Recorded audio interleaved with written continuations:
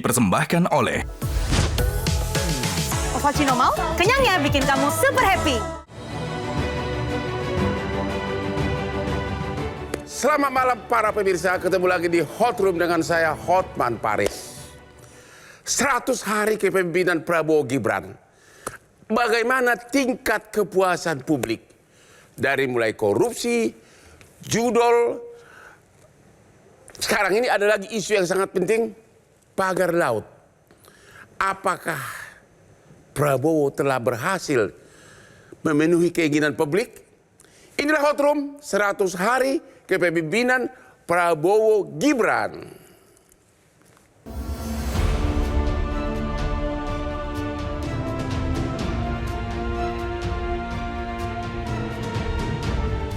Pemerintahan Presiden Prabowo Subianto dan Wakil Presiden Gibran Rakabuming Raka telah genap 100 hari pada 28 Januari 2025. Banyak asa dan harapan dari rakyat, salah satunya pembenahan pada penegakan hukum di Indonesia. Saat dilantik pada 20 Oktober 2024 lalu, Prabowo bahkan pernah mengucap janji untuk menegakkan hukum secara tegas dan sesuai aturan yang berlaku, tanpa terkecuali. Selama 3 bulan berjalan, sejumlah gebrakan memang sudah dilakukan dalam bidang penegakan hukum, seperti oleh lembaga kepolisian, kejaksaan, Mahkamah Konstitusi, Mahkamah Agung, hingga KPK. Ada yang puas, namun masih banyak juga yang mengkritik. 3 bulan masa kerja Kabinet Merah Putih memang bisa dibilang terlalu prematur. Namun menilai 100 hari pemerintahan Prabowo dan Gibran tentu menjadi sangat penting dalam memantau arah kebijakan yang diterapkan. Apakah telah berdampak positif bagi rakyatnya atau justru merugikan? Kita lihat saja realitanya di masyarakat.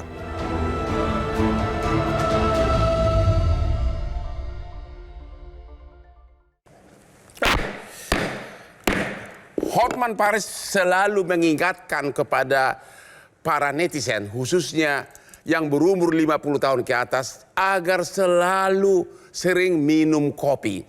Karena kopi itu sangat mencegah Anda kurang ingatan atau kehilangan ingatan. Itu sudah fakta di mana-mana. Dan itulah makanya Hotman tetap segar. Kopi luwak hitam premium. Kopi kesayangan Hotman dari mulai subuh sampai malam.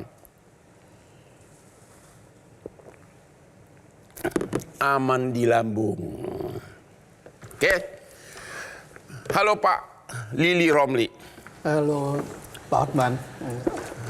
Coba kasih pandangan Bapak.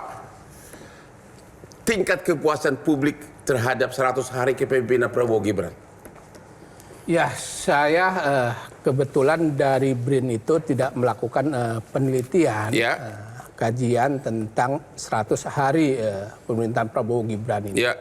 Tetapi Kompas, kita sudah tahu, merilis bahwa tingkat kepuasan atau approval rating pemerintahan Prabowo Gibran 100 hari ini cukup mengejutkan.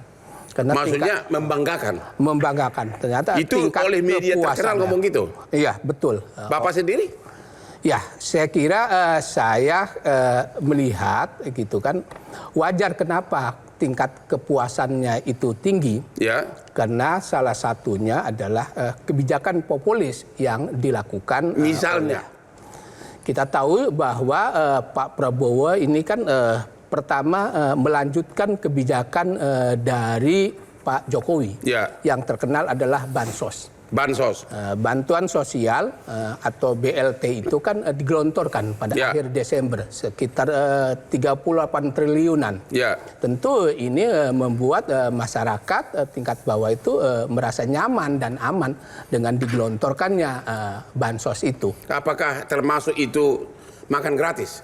Ya, yang kedua adalah makan bergizi gratis sekarang kan, istilahnya begitu. Meskipun memang belum seluruh wilayah di Indonesia ini kan yang menikmati makan bergizi gratis. Tapi kan ada beberapa profesor mengatakan makan gratis itu merupakan penghinaan terhadap bangsa. Nah itu ya, kalau saya sendiri memang dari awal tidak setuju terkait dengan program itu. Tetapi direspon oleh masyarakat. Salah satu kenapa kemudian masyarakat banyak memilih kepada Prabowo kan program yang populisnya itu. makan siang gratis itu, gitu kan. Korupsi bagaimana? Apakah Prabowo berhasil dalam 100 hari? Ada kepuasan publik gimana? Saya kira ya kita lihat dari indeks presisi korupsi kan memang rendah sekali. Karena memang publik melihat bahwa pemberantasan korupsi ini masih jalan di tempat. Nah sekarang yang mencuat adalah terkait dengan sekjen PDIP, tapi orang kemudian mengasosiasikan terkait dengan politik gitu loh. Jadi Anda mengatakan apakah Prabowo Gibran itu menunjukkan keseriusan memberantas korupsi? Harusnya begitu, karena setiap pidato-pidatonya gitu kan bahwa harus memberantas korupsi sampai ke akar-akarnya. Meskipun kita juga agak kecewa ketika ada pernyataan gitu ya yang kemudian menjadi viral akan memaafkan kepada koruptor, tetapi kemudian kan direvisi. Kalau judul gimana? Judul apakah terdapat kemajuan yang serius dibandingkan zaman Jokowi? Publik mengapresiasi tentang pemberantasan judul ini, sehingga kemudian Ibu Menteri Mutia itu kan termasuk juga yang dianggap kinerjanya baik berdasarkan penelitian Kompas gitu. Jadi secara overall Anda mengatakan bahwa tingkat kepuasan publik terhadap Prabowo Gibran itu tinggi. Tinggi itu ya. Nah, kenapa tinggi itu saya lihat kan ya pertama Pak Prabowo ini kan sudah punya modal. Modal sebagai pemilih dia 58%. Jadi loyalisnya itu udah 58 sampai 59%. Sudah otomatis mendukung. Otomatis mendukung.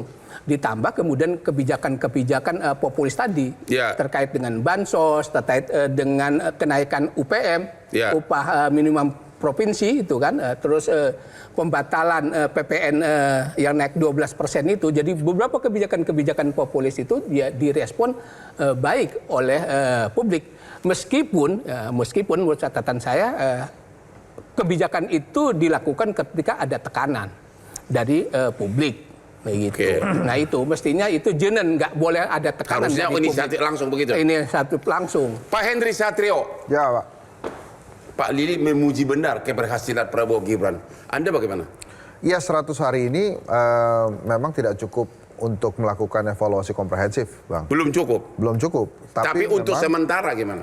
Untuk sementara memang nampaknya kepuasan publik itu tinggi ya. Tapi saya mencatat memang ada beberapa hal di balik kepuasan publik yang tinggi itu ada kegelisahan di diri Pak Prabowo sebagai presiden. Kegelisahan diri Prabowo? Ya. Maksudnya apa? Jadi nampaknya Pak Prabowo menyadari betul bahwa pada saat dia menjadi presiden saat ini, ternyata negara kita tuh tidak banyak-banyak banget uangnya.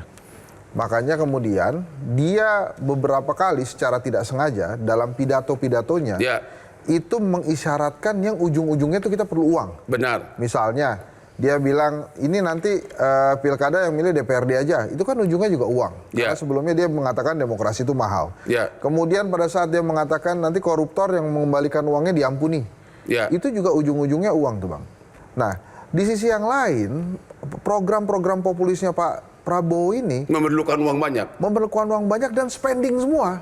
Kan pelunasan hutang UMKM, kemudian ada tunjangan-tunjangan, yang terakhir adalah makan bergizi gratis. Sementara pemasukannya itu kan kemarin batal tuh, yang 11% kemudian disesuaikan jadi 12% pajak PPN. Itu kemudian kan batal. Maka kemudian muncullah pertanyaan-pertanyaan dari masyarakat. Nah ini program-program spending ini siapa yang membiayai? Makanya kemudian pada saat Tiongkok mengatakan bahwa Tiongkok akan mensponsori makan bergizi gratis. Kan pertanyaan kita adalah, terus Tiongkok dapat apa dari Indonesia? Dia kan bukan badan amil zakat kan? Yang kemudian 12,5% keuntungannya diberikan kepada Indonesia. Nah, itu juga gitu. Makanya kita bertanya-tanya. Anda sendiri mencurigai apa motivasi Tiongkok menawarkan itu? Waktu itu kan ada polemik garis putus-putus yang ada di Laut Cina Selatan. Nah, lantas kemudian kan itu juga dikoreksi. Tapi sampai hari ini belum ada penjelasan dari pemerintah. Jadi mau saya begini, Pak Prabowo ini pernah berkata kan dia, walaupun secara tidak sengaja, ini jangan disangka jadi presiden tuh enak. Mungkin dia juga memahami bahwa ternyata ada hal yang berat dan penting yang harus saya selesaikan, yaitu tentang finansial itu. Sementara mungkin dia berpikir sendirian tuh. Karena mau gimana sampai hari ini Bang, saya mencatat saya sulit sekali menemukan ada footage Pak Prabowo ngobrol berbicara diskusi dengan wakil presiden misalnya. Ya. Nah itu kan artinya dia sulit juga nih punya teman berbincang. Sementara lagi nih Bang, Ya. dia pernah mengatakan bahwa kita akan membuat badan penerimaan negara. Ya. Itu juga sampai hari ini belum ada. Ya. Jadi saya kebayang juga bebannya Pak Prabowo. Ya. Dia punya program spending, tapi nggak ada pemasukan. Di sisi lain, gangguan-gangguan, terutama dari para pembantunya itu terus muncul. Mulai dari peristiwa Esteh, peristiwa RI 36, kemudian tadi Abang sudah sebutkan ada pagar laut lah, ada kemudian keseleo menterinya mengatakan, saya nggak tahu nih latar belakang si staf sus yang saya angkat. Jadi netizen berkata begini, Pak Prabowo ini dibantu oleh alam dalam menyeleksi pembantu-pembantunya. Nah itu kan, ini maksudnya dibantu oleh alam apa? Iya, jadi misalnya ada peristiwa Esteh itu kan dibantu oleh alam tuh, RI 1 mundur, terus RI 36, begitu tuh Bang.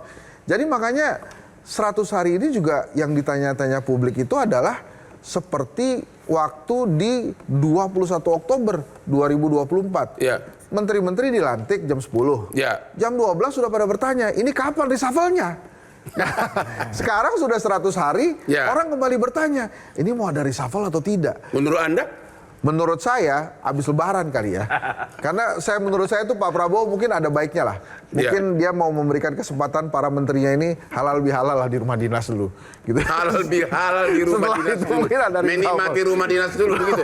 Kira-kira begitu. Belum lagi yang pagar laut ini kan tadi pertanyaan-pertanyaannya kok bisa tiba-tiba pagar laut ini mencuat.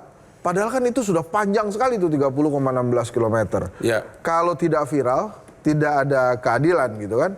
Jadi ya akhirnya yang paling lucu nih dari pejabat-pejabat Pak Prabowo adalah saling mempertahankan diri, defense.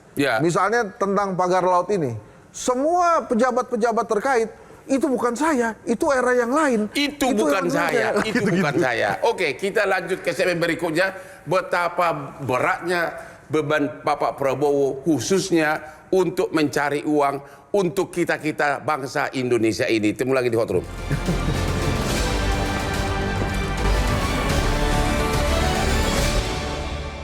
Dipersembahkan oleh Ovaltino Mau, kenyangnya bikin kamu super happy.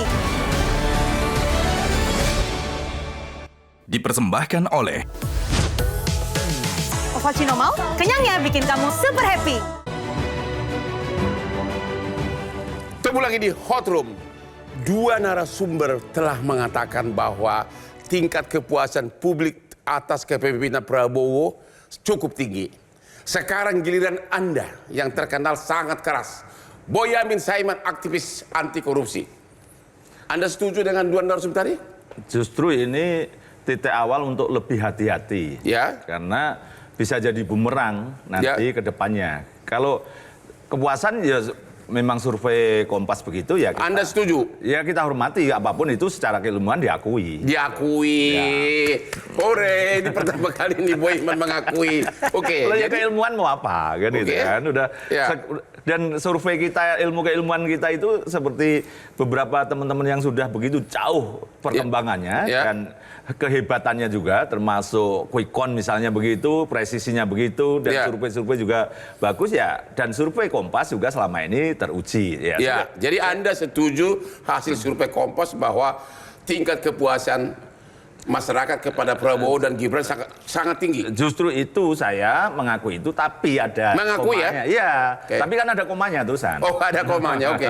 Justru ini bisa jadi bumerang loh. Kenapa? Karena baru 3 bulan ya, 3 bulan itu kan ini lebih banyak faktor Pak Prabowo, retorika dan pidato yang begitu mengena. Misalnya tentang soal penghematan, soal beliau menginginkan rakyat juga sejahtera dan korupsi tidak boleh. Apalagi beberapa kali itu isu korupsi diangkat oleh beliau dan itu mengena semua. Tapi justru ke depan kan pelaksanaannya.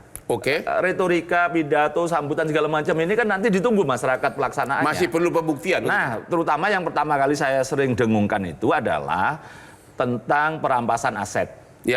Itu kan sudah sekian lama. Saya selalu nuntut Pak Prabowo dalam jangka waktu maksimal 1 tahun harus mengesahkan ini. Baik dengan DPR, kalau DPR tidak ada kemauan dengan Perpu. Itu harus gitu. Kalau enggak nanti kasihan harapan publik yang demikian tinggi ini nanti malah jadi melempem. Saya sebagai pengacara tidak setuju terhadap Anda karena tidak mungkin ada perampasan aset kalau belum ada putusan perkara pidana. Betul, itu kan ada tekniknya di sana di undang-undangnya. Bukankah putusan korupsi selalu juga menyita harta dari si koruptor? Kan ada rangkaian satu, ada pembatasan uang kartal di situ, ada pembuktian terbalik, kan ada urutannya. Baca RU-nya dong, gitu loh. Ada urutannya, bukan semata-mata terus ada orang punya harta dirampas juga nggak begitu. Tapi kan harus ada putusan pidana dulu kan? Iya, rangkaian bersamaan hukum. Karena ada dirampas duluan, nggak ada proses hukum. Kan nggak boleh, nanti pasti pra-peradilan penyitaan tidak sah. Benar. Kan gitu. Jadi yang utama justru adalah bagi saya adalah untuk mencegah suap. Karena suap itu tertinggi. Survei hari ini KPK kan juga begitu. Nah, mencegah itu gampang, sederhana. Semakin mencegah orang memegang uang tunai, termasuk uang ribuan dolar Singapura, termasuk ratusan dolar Amerika. Nah ini kalau dibatasi betul dengan undang-undang perampasan aset di dalamnya pembatasan uang kartal, maka kemudian korupsi yang tertinggi suap tadi pasti akan berkurang. Dan indeks persepsi korupsi kita akan naik. Bisa dengan berlian, kenapa harus uang kartal? Kan pembayarannya juga pakai duit, kan pakai transfer. Berarti kebanggaan dong Pak Presiden ini. Loh, iya, maka ini titik awal yang bagus. Jangan jadi bumerang. Kirain Boyamin masih terus keras anti. Enggak, tapi itu catatannya banyak. Kayak misalnya masuk ke ranah penegakan hukum, itu memang masih banyak catatan juga. Walaupun Pak Prabowo misalnya ya, di case-nya Harvey Muiz, 300 triliun, 6,5 tahun penjara, Pak Prabowo bilang harusnya 50 tahun. Itu pernyataan yang bagus juga, tapi kemudian kan dipertanyakan apakah itu intervensi atau tidak gitu. Tapi tadi yang seperti Bang Boyamin sampaikan, azas keadilan itu Pak Prabowo dapat gitu ya.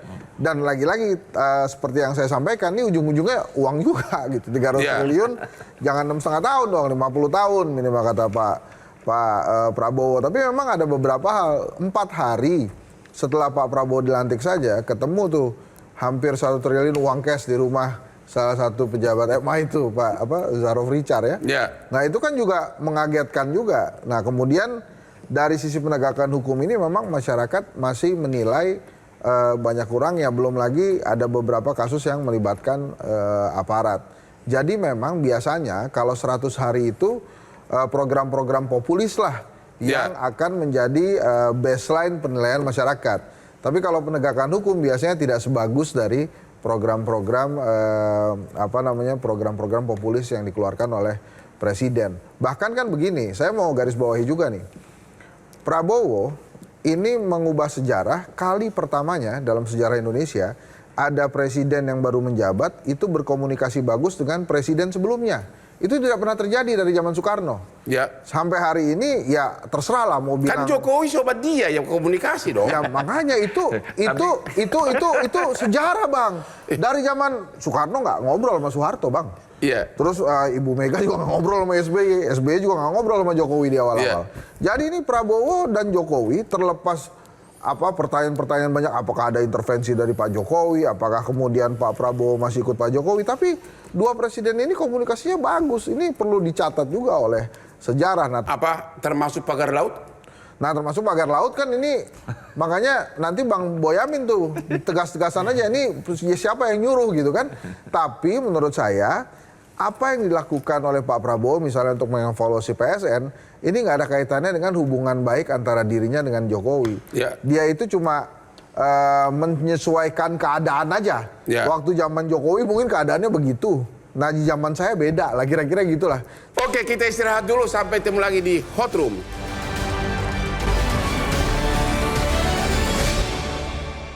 Dipersembahkan oleh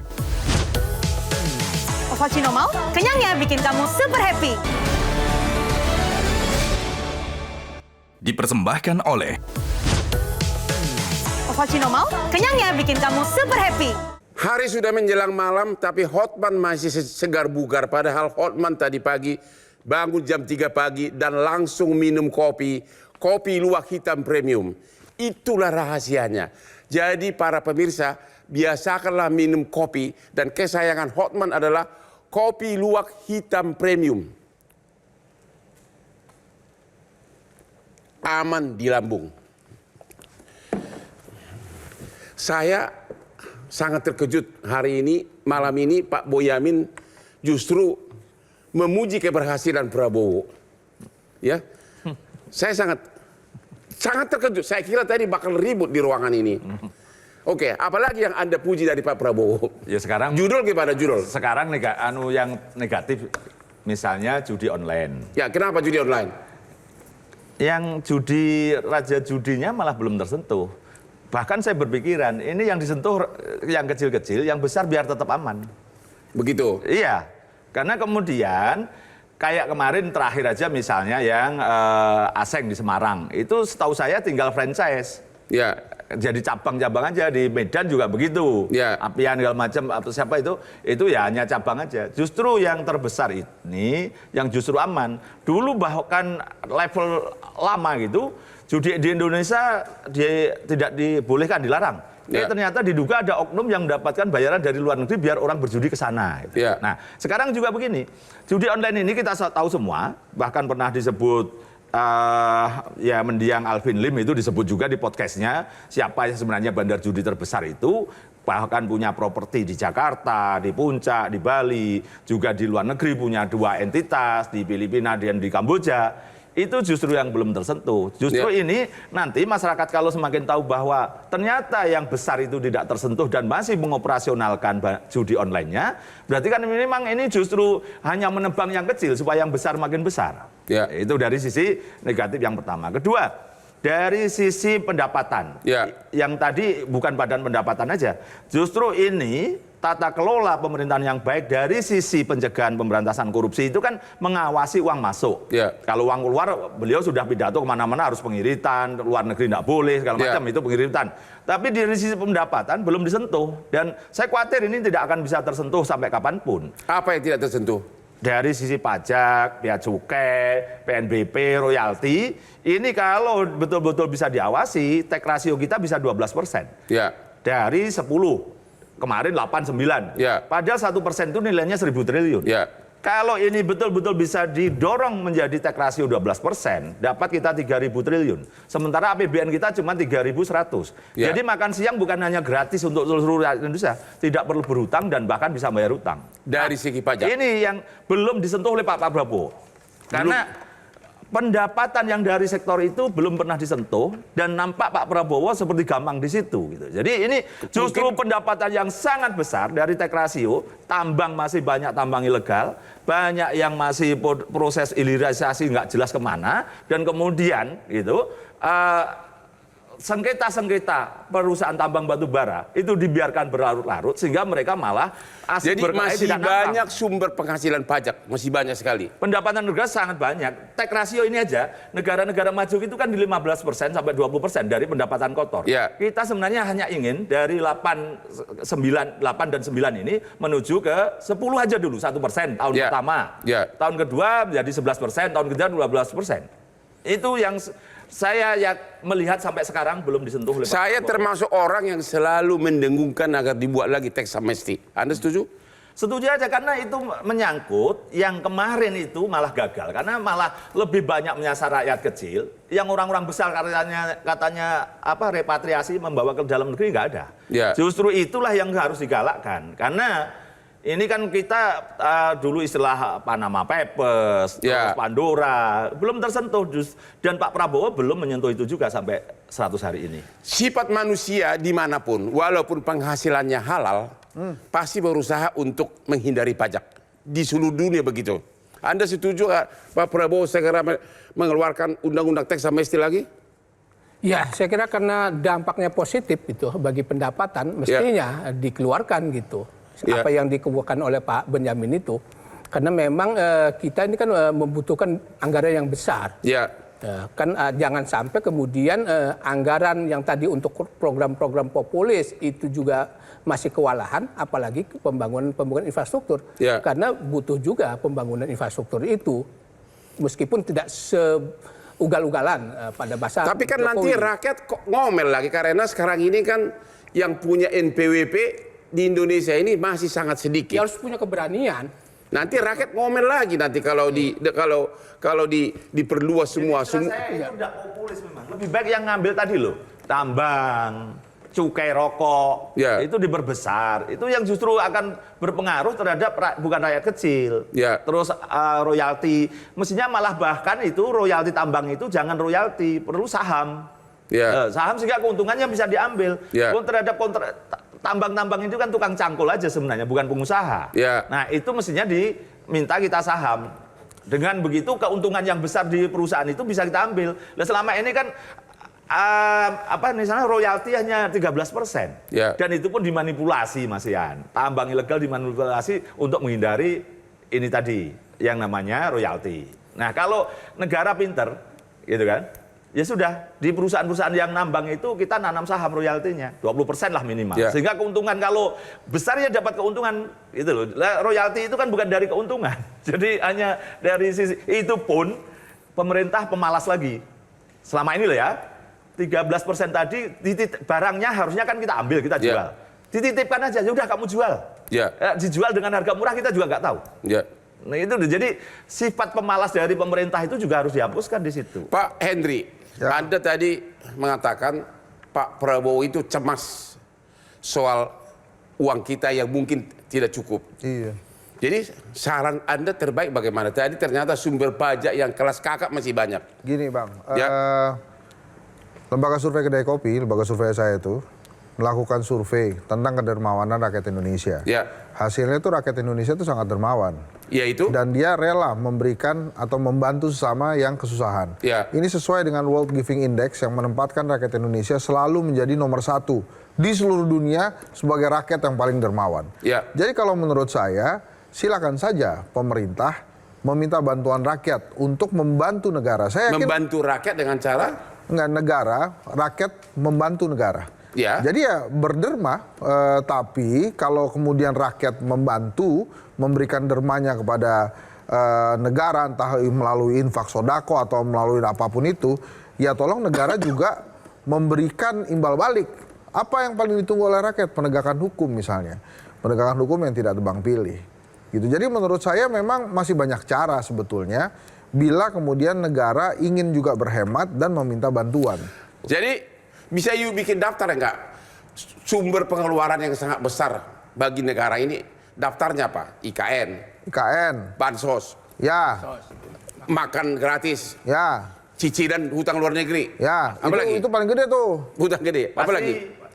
Ya paling gede itu. Paling gede itu. Yang jatuh tempo itu. Ya jadi memang pengeluarannya banyak betul. Pengeluarannya banyak betul. Banyak betul. Tapi nih kalau kita balik lagi ke kepuasan, salah satu yang belum kita bahas kan di sisi demokrasi. Memang YouTube saya masih hilang tuh, masih belum balik. Tapi memang di dalam pelaksanaan pilkada yang hanya beberapa hari setelah Pak Prabowo dilantik itu mendapatkan pujian, itu sukses lah. Terlepas dari beberapa kontroversi, tapi yang menjadi tolak ukur kelihatannya sih Jakarta. Banyak sekali yang memuji Pak Prabowo, ya waktu itu kan disampaikan tuh oleh Pak Dasko, bahwa Pak Prabowo memutuskan untuk tidak mengajukan keberatan ke MK, gitu ya. Pak Dasko bilang begitu karena menurut Pak Dasko Prabowo ingin ini, nah gitulah. Karena tidak mengajukan keberatan itu, akhirnya dipuji juga tuh Pak Prabowo. Jadi memberikan kesempatan kepada Pramono Anung dan Rano Karno. Ya kalau dilihat dari tujuan politiknya bisa saja ini adalah sebuah cara untuk membuka komunikasi kepada PDI Perjuangan yang memang pemenang pileg. Tapi dari pernyataan Dasko itulah menurut saya tumbuh kepuasan publik di era Pak Prabowo tentang demokrasi terutama pelaksanaan pilkada. Tumbuh kepuasan publik. Walaupun katanya money politicsnya banyak banget. Siapa lagi? Ya, kan sudah selesai pemilu. Waktu pilkada Bang. Waktu pilkada. Pilkada itu kan pemilu kelas lokal sebenarnya. Nah itu kan terjadi lagi gitu.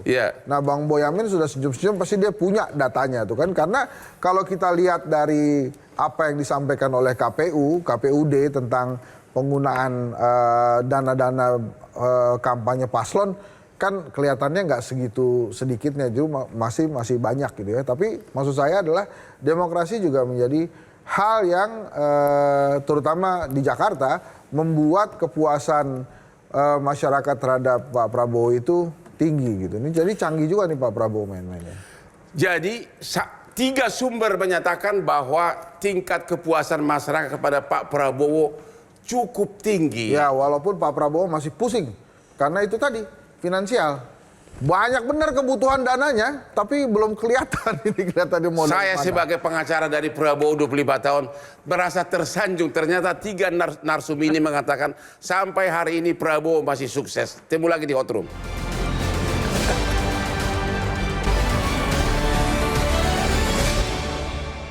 Dipersembahkan oleh Ovaltino Mau, kenyangnya bikin kamu super happy. Dipersembahkan oleh Ovaltino Mau, kenyangnya bikin kamu super happy. Temu lagi di Hot Room. Salah satu topik yang menarik dari dulu adalah tentang no viral, no justice. Yang pada zaman pemerintahan Jokowi dianggap hampir semua kasus kalau viral dulu baru ditangani.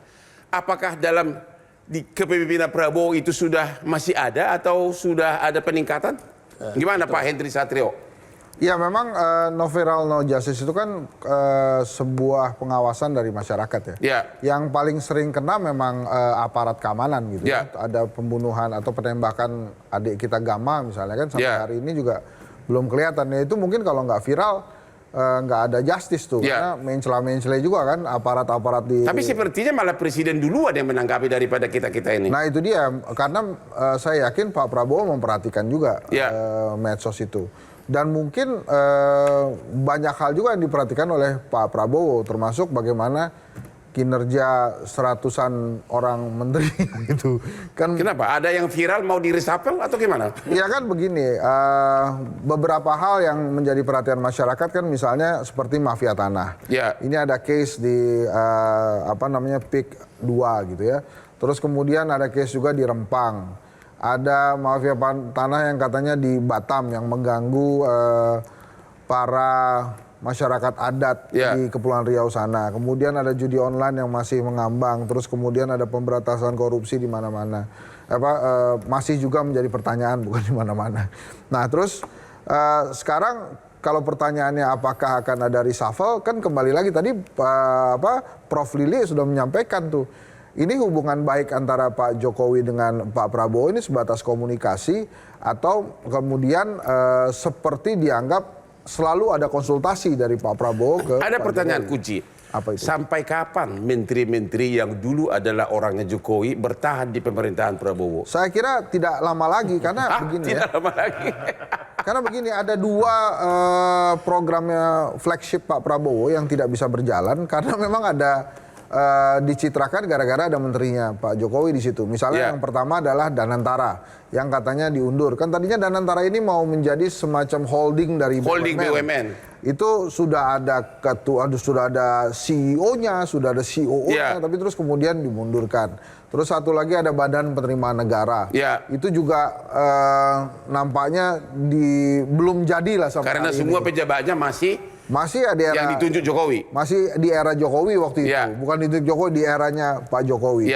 Tapi kemudian kan ya itu tadi saya sudah sebutkan bahwa Pak Prabowo ini juga dibantu oleh alam untuk menyeleksi anak-anak buahnya itu. Makanya misalnya utusan-utusan yang menjadi pertanyaan juga dari masyarakat, kok dia diangkat sebagai utusan, misalnya padahal waktu itu sedang ada kasus honoris causa yang dipertanyakan kan. Itu jangan macam-macam, itu rekan saya itu. Terus kemudian ternyata diangkat. Ya bukan salah dia dong. Ya bukan salah dia. Ya, tapi dia kan tidak pakai lagi kelar itu. Oh iya. Tapi waktu pelantikan disebut Bang. Waktu pelantikan tuh disebut Abang cek deh. Ya bukan salah dia dong kalau disebutkan. Iyalah udahlah pokoknya Abang nggak salah lah. Nah tapi kalau pertanyaan. Raffi Ahmad aku bantuin kamu ya. Ya. Raffi Ahmad saya temannya Hotman ya. Oke. Nah, Bang, ini dikit lagi nih. Jadi kalau pertanyaannya apakah akan ada reshuffle, saya sih yakin ada. Untuk beberapa tempat yang menurut Pak Prabowo itu akan diisi oleh timnya. Ingat loh, banyak banget timnya Pak Prabowo yang belum masuk ke jajaran kementeriannya Pak Prabowo, bahkan ada juga yang mengatakan ini temannya abang juga, cuma saya nggak perlu sebut namanya. Kita bersama Pak Prabowo dari 2014 ini nggak masuk sampai sekarang. Yang kerja baru 6 bulan, 7 bulan menjilat-jilat kemudian masuk jadi pejabat. Dan saya bilang ke teman abang itu, kalau saya sih terserah Pak Prabowo aja. Itu mungkin abang akan berpengaruh dengan itu, cuma kalau saya sih enggak. Jadi maksud saya ada keluhan-keluhan juga di lingkaran orang Pak Prabowo yang memang katanya sudah membela lama, tapi kalah dengan orang-orang yang baru saja membela 6 bulan. Dan satu-satunya yang beda adalah Hotman menikmati honor pengacara dari Pak Prabowo dan dari Pak Hasim, tahun. Tapi saya tidak mau jadi menteri. Pak Boyamin, no viral, no justice. Apakah di zaman Prabowo ini sudah keadaan membaik? Saya melihat yang lain lagi, yang negatif. Kan ini ada KUHP, Bang, yang akan berlaku Januari 2006. Apa persiapan? Belum ada, saya lihat. Belum ada, itu perlu lagi. Hotgroup akan membahas itu nanti. KUHP. Bukan, jadi apa harapan kamu sekarang ini untuk Pak Prabowo? Ya harus segera disahkan KUHP baru, mengikuti KUHP. Karena banyak macam-macam. Misalnya bolak-balik perkara, itu harus ada kepastian. Misalnya polisi juga diberi batas waktu, bukan hanya jaksanya. Terus hakim pengawas, ada di situ juga. Banyak hal, RJ harusnya disahkan penetapan pengadilan. Ini RJ macam-macam oleh polisi sama jaksa. Ini kan banyak hal yang ada bertanyakan di situ. RJ ini sebenarnya apa? 86 atau Januari 2026 bakal berlaku KUHP baru. Undang-undang pidana bakal terjadi perubahan drastis dalam praktek hukum di Indonesia. Jadi Anda mengatakan KUHP harus segera dibuat ya? Iya, harus target bersamaan nanti Januari juga sudah harus kelar.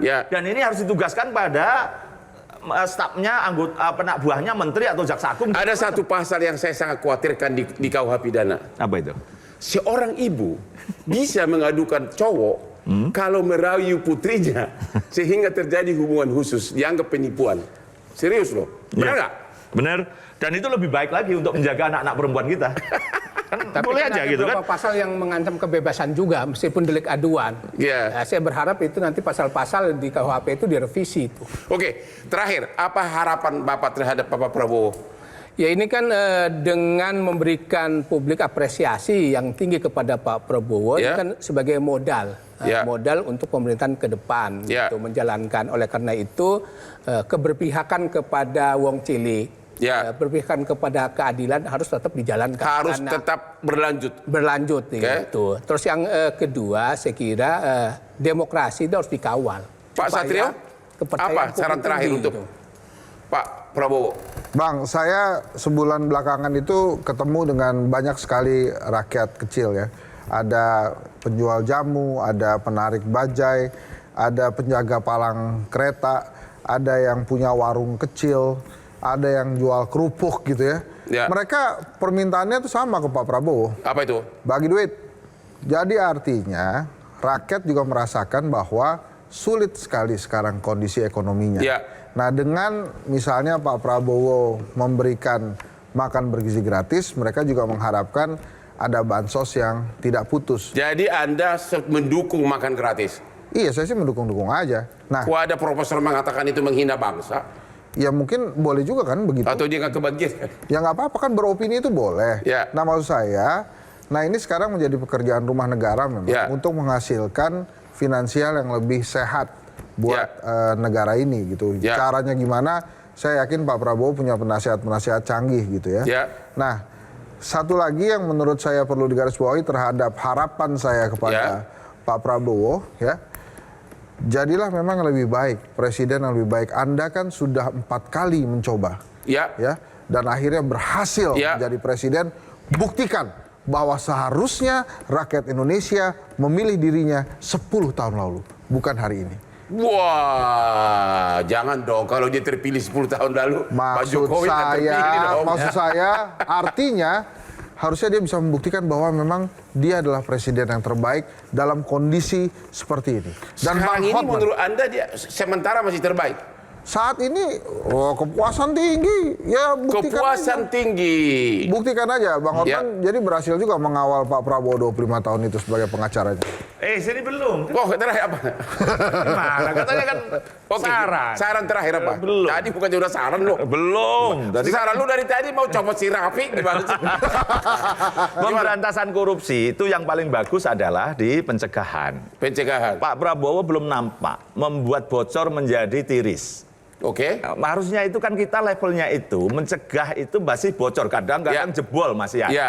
Nah, ini harus diturunkan. Belum saya melihat program beliau menurunkan kebocoran ini menjadi mencegah tiris atau rembes. Negara maju kan di situ. Ya. Dan belum saya lihat pada posisi inilah di fungsi pencegahan. Dan Anda sebagai aktivis korupsi akan mendukung Prabowo?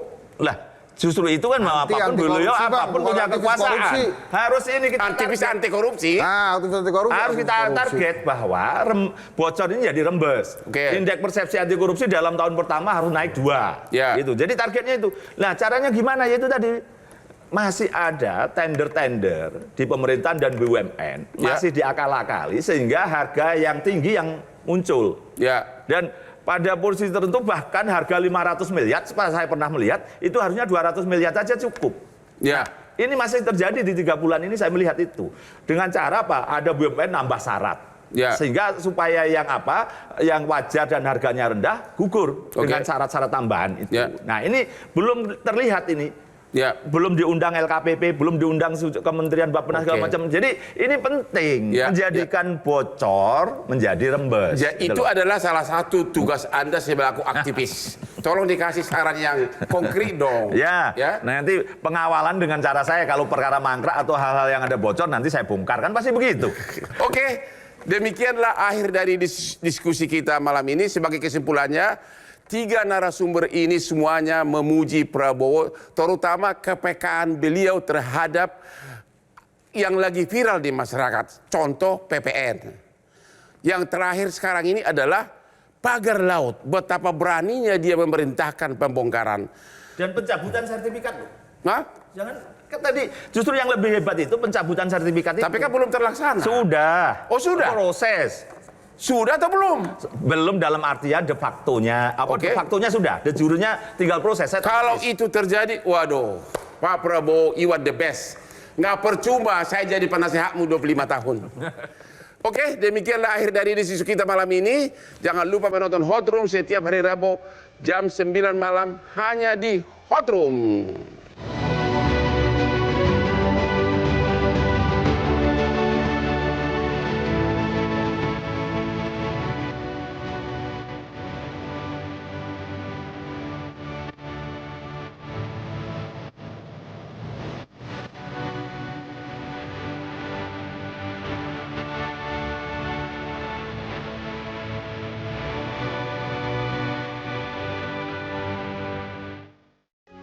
Metro TV.